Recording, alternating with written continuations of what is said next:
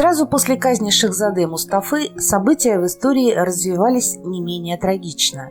Махидевран, которая пережила тяжелый удар судьбы в связи со смертью своего сына, прекрасно понимала, что ее внука Мехмеда никто не пощадит, и согласно действующим в династии порядкам, его ожидает смерть. Она была полна решимости спасти внука, однако у нее не хватило сил и влияния, чтобы противостоять самому султану. Мы с вами знаем историю о том, как маленького Мехмеда увезли на казнь, но это по сериалу. А как же развивались события на самом деле? Были ли шансы у Махидевран уберечь внука? Хронология событий, связанных со смертью сына Мустафы, четко описана в отчете венецианского посла Доминика Тревизана.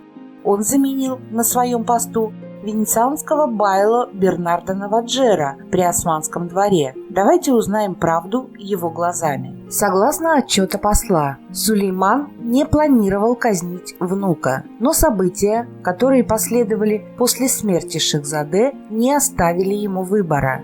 Янычары подняли бунт. Возникла опасная ситуация свержения султана Сулеймана. Народ и армия обвиняли в казни Шехзаде Рустема Пашу. Тогда султан принимает решение отстранить Рустема от должности главного визиря, и тот бежит. Однако гнев солдат не утихает. Они решительны в своих действиях и готовят покушение на падишаха.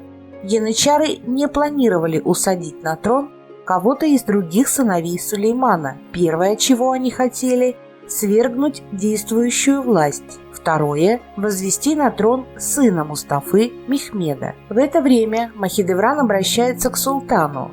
Она просит Сулеймана сохранить жизнь Мехмеду и навсегда забыть о них. В своем письме мать Мустафы напишет падишаху, что готова уехать с внуком в отдаленный Санджак, пусть только кануни назначит им небольшое содержание.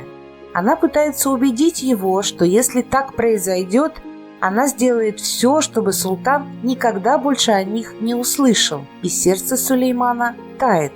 Он назначает жалование Махидевран и отдельно внуку. Он не планирует убить Мехмеда. Султан посылает верных мужей, чтобы те сопроводили Махидевран, Мехмеда и их близкое окружение во дворец в Бурсу. В это же время к Махидевран прибывает прославленный морской капитан Тургут Рейс. Он проводит с ней серьезный разговор, в котором признается, что все это время был на стороне Шехзаде Мустафы и, если понадобится, готов сражаться с султаном за сохранение жизни Мехмеда. Янычары продолжают бунт. Оценив ситуацию, Сулейман понимает, что в данный момент на стороне внука армия солдат и морская военная мощь Тургута. Если султан и дальше продолжит медлить и не примет решение в отношении сына Мустафы, то прольется кровь, много крови. В этой войне за власть погибнут люди, возможно, будет убит и сам падишах. Сулейман принимает решение и отдает приказ.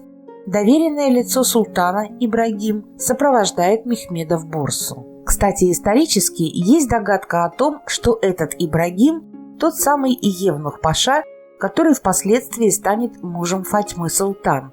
Но это лишь версия. Малыш едет в повозке, отличной от бабушки и матери. Пока Махидевран старается успеть приехать во дворец, повозка с внуком прибывает в Бурсу первой.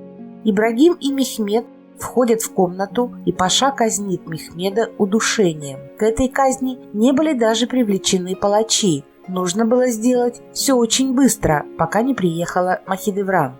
Когда мать Шехзаде Мустафы прибывает в Бурсу, выходит из повозки и видит экипаж Мехмеда, она понимает, что все кончено, ее внука больше нет.